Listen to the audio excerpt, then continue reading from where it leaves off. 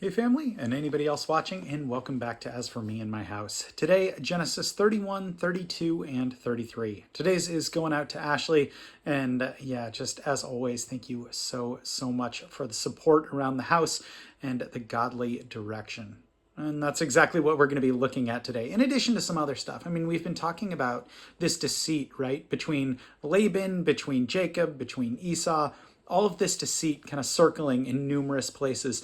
And we're going to see some deceit from Rachel today. And we see that in the flight from Laban. So Jacob fleeing from Laban, Jacob preparing to meet his brother, and then actually meeting his brother. Besides that, we'll also see Jacob wrestling with God. And there have been countless sermons about that alone. But I did want to look at this idea of deceit, and deceit because Rachel felt something was really, really important. So we'll take a look at that. But again, Genesis 31, 32, and 33 today. So chapter 31. Jacob heard that Laban's sons were saying, "Jacob has taken everything our father owned and has gained all his wealth from what belonged to our father." And Jacob noticed that Laban's attitude toward him was not what it had been. Then the Lord said to Jacob, "Go back to the land of your fathers and to your relatives, and I will be with you." So Jacob sent word to Rachel and Leah to come out to the fields where his flocks were. He said to them, "I see that your father's attitude towards me is not what it was before, but the God of my father has been with me. You know that I've worked for your father with all my strength, yet your father has cheated me by changing my wages 10 times. However, God has not allowed him to harm me. If he said, 'The speckled ones will be your wages,' then all the flocks gave birth to speckled ones, or to the speckled young. And if he said, 'The streaked ones will be your wages,' then all the flocks bore streaked young. So God has taken away your father's livestock and has given them to me. In breeding season, I once had a dream in which I looked up and saw that the male goats mating with the flock were streaked, speckled, or spotted. The angel of God said to me in the dream, 'Jacob.' I answered, 'Here I am.' And he said, 'Look up and see that all the male goats mating with the flocks are streaked, speckled, or spotted, for I have seen all that Laban has been doing to you. I am the God of Bethel, where you anointed a pillar, and where you made a vow to me. Now leave this land at once and go back to your native land.' Then Rachel and Leah replied, 'Do we still have any share in the inheritance of our father's estate? Does he not regard us as foreigners? Not only has he sold us, but he has used up what was paid for us. Surely all the wealth that God took away from our father belongs to us and our children. So do whatever God has told you.' Then Jacob put his children and his wives on camels, and he drove all his livestock ahead of him, along with all the goods that he had accumulated in Padan Aram, to go to his father Isaac in the land of Canaan. When Laban had gone to shear his sheep, Rachel stole her father's household gods. Moreover, Jacob deceived Laban the Aramean by not telling him that he was running away. So he fled with all that he had, and crossing the river, he headed for the hill country of Gilead. On the third day, Laban was told that Jacob had fled. Taking his relatives with him, he pursued Jacob for 7 days and caught up with him in the hill country of Gilead. Then God came to Laban the Aramean in a dream at night and said to him, 'Be careful not to say anything to Jacob, either good or bad.' Jacob had pitched his tent in the hill country of Gilead when Laban overtook him, and Laban and his relatives camped there too. Then Laban said to Jacob, 'What have you done? You've deceived me, and you've carried off my daughters like captives of war. Why did you run off secretly and deceive me? Why didn't you tell me, so that I could send you away with joy and singing to the music of tambourines and harps? You didn't even let me kiss my grandchildren and my daughters goodbye. You have done a foolish thing. I have the power to harm you, but last night your God, the God of your father the God of your father said to me, 'Be careful not to say anything to Jacob, either good or bad.' Now, you have gone off because you long to return to your father's house. But why did you steal my gods?" Jacob answered Laban, "I was afraid, because I thought you would take your daughters away from me by force. But if you find anyone who has taken your gods, he shall not live. In the presence of our relatives, see whether there is anything of yours here with me, and if so, take it." Now Jacob did not know that Rachel had stolen the gods. So Laban went into Jacob's tent and into Leah's tent, and into the tent of the 2 maidservants, but he found nothing. After he came out of Leah's tent, he entered Rachel's tent. Now Rachel had taken the household gods and put them inside her camel's saddle, and was sitting on them. Laban searched through everything in the tent, but found nothing. Rachel said to her father, "Don't be angry, my lord, that I cannot stand up in your presence. I'm having my period." So he searched, but could not find the household gods. Jacob was angry and took Laban to task. "What is my crime?" he asked Laban. "What sin have I committed, that you hunted me down?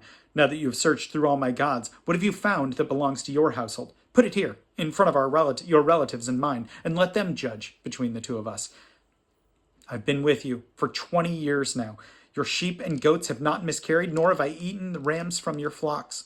I did not bring you animals torn by wild beasts. I bore the loss myself. What you demanded payment from me for whatever was stolen by day or night. This was my situation. The heat consumed me in the daytime and the cold at night, and sleep fled from my eyes. It was like this for 20 years I was in your household. I worked for you 14 years for your 2 daughters, and for 6 years for your flocks, and you changed my wages 10 times. If the God of my father, the God of Abraham, and the fear of Isaac had not been with me, you would surely have sent me away empty-handed. But God has seen my hardship and the toil of my hands, and last night he rebuked you. Laban answered Jacob, The women are my daughters, the children are my children, and the flocks are my flocks. All you see is mine. Yet what can I do today about these daughters of mine, or about the children they have borne? Come now, let's make a covenant, you and I, and let it serve as a witness between us. So Jacob took a stone and set it up as a pillar. He said to his relatives, Gather some stones. So they took stones and piled them in a heap, and they were there by the heap. Laban called it Jegar-Sahadutha, and Jacob called it Gilead. Laban said, This heap is a witness between you and me today. That is why it is called Gilead. It was also called Mizpah, because he said, May the Lord keep watch between you and me while we are away from each other. If you mistreat my daughters, or if you take any wives besides my daughters, even though no one is with us, remember that God is a witness between you and me. Laban also said to Jacob, Here is this heap, and here is this pillar I have set up between you and me. This heap is a witness, and this pillar is a witness, that I would not go past this heap to your side to harm you, and that you will not go past this heap and pillar to my side to harm me. May the God of Abraham, the God of Nahor, the God of their father, judge between us. So Jacob took an oath in the name of the fear of his father Isaac. He offered a sacrifice there in the hill country and invited his relatives to a meal. After they had eaten, they spent the night there. Early the next morning, Laban kissed his grandchildren and his daughters and blessed them. Then he left and returned home. Jacob also went on his way, and the angels of God met him. When Jacob saw them, he said, This is the camp of God. So he named that place Mahanaim. Jacob sent messengers ahead of him to his brother Esau in the land of Seir, in the country of Edom. He instructed them, This is what you are to say when you meet my master Esau. Your servant Jacob says, I have been staying with Laban and have remained there till now. I have cattle and donkeys, sheep and goats, menservants and maidservants. Now I am sending this message to my lord, that I may find favor in your eyes. When the messengers returned to Jacob, they said, We went to your brother Esau, and now he is coming to meet you, and 400 men are with him. Excuse me. In great fear and distress, Jacob divided the people who were with him into 2 groups, and the flocks and herds and camels as well. He thought, If Esau comes and attacks one group, the group that is left may escape. Then Jacob prayed, O God of my father Abraham, God of my father Isaac, O Lord, who said to me, Go back to your country and your relatives, and I will make you prosper. I am unworthy of all the kindness and faithfulness you have shown to your servant. I had only my staff when I crossed the Jordan, but now I have become 2 groups. Save me, I pray, from the hand of my brother Esau, for I am afraid he will come and attack me, and also the mothers with their children. But you have said, I will surely make you prosper, and will make your descendants like the sand of the sea, which cannot be counted. He spent the night there. And from what he had with him, he selected a gift for his brother Esau, 200 female goats and 20 male goats, 200 ewes and 20 rams, 30 female camels and their young, 40 cows and 10 bulls, and 20 female donkeys and 10 male donkeys. He put them in the care of his servants, each herd by itself, and said to his servants, Go ahead of me, and keep some space between the herds. He instructed the one in the lead, When my brother Esau meets you and asks, To whom do you belong, and where are you going, and who owns all these animals in front of you, then you are to say, They belong to your servant Jacob. They are a gift sent by my lord Esau, and he is coming behind us. He also instructed the second, the third, and all the others who followed the herds. You are to say the same thing to Esau when you meet him, and be sure to say, Your servant Jacob is coming behind us. For he thought, I will pacify him with these gifts I am sending on ahead. Later, when I see him, perhaps he will receive me. So Jacob's gifts went on ahead of him, but he himself spent the night in the camp. That night, Jacob got up and took his 2 wives and his 2 maidservants and his 11 sons and crossed the ford of the Jabbok. After he had sent them across the stream, he sent over all his possessions. So Jacob was left alone. A man wrestled with him till daybreak. When the man saw that he could not overpower him, he touched the socket of Jacob's hip, so that his hip was wrenched as he wrestled with the man. Then the man said, "Let me go, for it is daybreak." But Jacob replied, "I will not let you go unless you bless me." The man asked him, "What is your name?" "Jacob," he answered. Then the man said, "Your name will no longer be Jacob, but Israel, because you have struggled with God and with men and have overcome." Jacob said, "Please tell me your name." But he replied, "Why do you ask my name?" So he blessed him there. So Jacob called the place Peniel, saying, "It is because I saw God face to face, and yet my life was spared." The sun rose above him as he passed Peniel, and he was limping because of his hip. Therefore, to this day, the Israelites do not eat the tendon attached to the socket of the hip, because the socket of Jacob's hip was touched near the tendon. Chapter 33. Jacob looked up, and there was Esau coming with his 400 men. So he divided his children among Leah, Rachel, and the two maidservants, and he put the maidservants and their children in front, Leah and their children next, and Rachel and Joseph in the rear. He himself went on ahead and bowed down to the ground 7 times as he approached his brother. But Esau ran to meet Jacob and embraced him, threw his arms around his neck, and kissed him, and they wept. Then Esau looked up and saw the women and children. "Who are these with you?" he asked. Jacob answered, "They are the children God has graciously given your servant." Then the maidservants and their children approached and bowed down. Next, Leah and her children came and bowed down. Last of all came Joseph and Rachel, and they too bowed down. Esau asked, "What do you mean by all these droves I met?" "To find favor in your eyes, my lord," he said. But Esau said, "I already have plenty, my brother. Keep what you have for yourself." "No, please," said Jacob. "If I have found favor in your eyes, accept the gift from me. For to see your face is like seeing the face of God, now that you have received me favorably. Please accept the present that was brought to you. For God has been gracious to me, and I have all I need." And because Jacob insisted, Esau accepted. Then Esau said, "Let us be on our way. I'll accompany you." But Jacob said to him, "My lord knows that the children are tender, and that I must care for the ewes and the cows that are nursing their young. If they are driven hard all just one day, all the animals will die. So my lord will go on ahead of his So let my lord go on ahead of his servant, while I move along slowly at the pace of the droves before me, and that of the children, until I come to my lord in Seir." Esau said, "Then let me leave some of my men with you." "But why do that?" Jacob asked. "Just let me find favor in the eyes of my lord." So that day Esau started on his way back to Seir. Jacob, however, went to Succoth, where he built a place for himself and made shelters for his livestock. That is why the place is called Succoth. After Jacob came from Paddan Aram, he arrived safely at the city of Shechem in Canaan, and camped there within the sight of the city. For 100 pieces of silver he bought from the sons of Hamor, the father of Shechem, the plot of ground where he pitched his tent. Then he set up an altar and called it El Elohi Israel.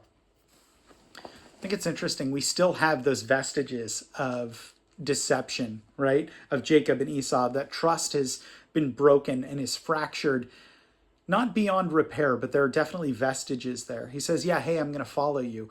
But then he turns away somewhere else just to make sure that he is indeed safe. I just think that's interesting.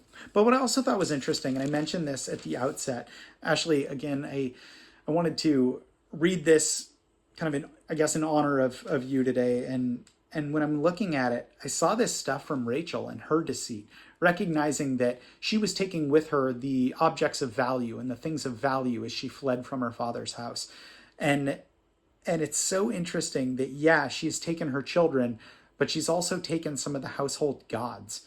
And I think that's what I really appreciate you is every time I come down, or many times I'll say, when I come down, and if you guys are watching TV or you're dancing or you're doing something else, it's godly oriented, that there's worship music going on, that maybe it's one of the, I don't know, many shows that Rayleigh watches, but you ensure that there's nothing that isn't godly in front of Rayleigh's eyes. And I appreciate that so much, that you recognize what is of value is this precious life, and what is of value is what I'm going to set in front of them. And I want to make sure that nothing ungodly is set in front of their eyes.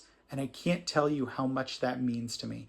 The world throws so much at both Rayleigh and Kinsey, and yet while you've come into our home, yeah, and that's its own little bubble, you still work to shelter them from that which is all over the place. And there's some weird, dark stuff, and yet you've acted as a bulwark and a shelter to protect.